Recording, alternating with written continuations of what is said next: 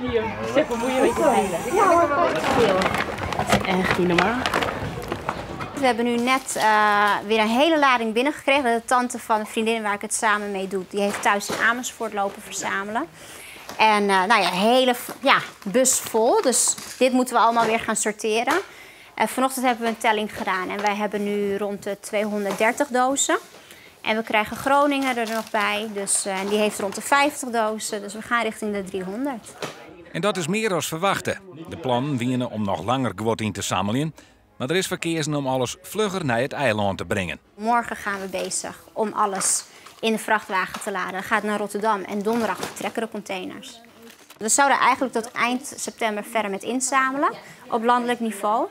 Maar we horen gewoon dat het nodig is. En gelukkig is de opkomst overal heel groot. Dus vandaar dat wij eerder gaan. Er zijn natuurlijk al een aantal instellingen. Ze zijn daar ook bezig om al water en eten uit te delen. Dus we hopen dat ze dat op die voorraad kunnen volhouden. En tegen de tijd dat deze hele grote batch komt, natuurlijk niet alleen uit Leeuwarden, maar ook gewoon uit de Randstad. Dat iedereen dan ook daar gebruik van kan gaan maken. Je hoopt natuurlijk altijd veel te krijgen. Maar dat het in een week dat we zoveel zouden krijgen, dat gaat onze verwachting te boven. En daar zijn we echt heel blij mee.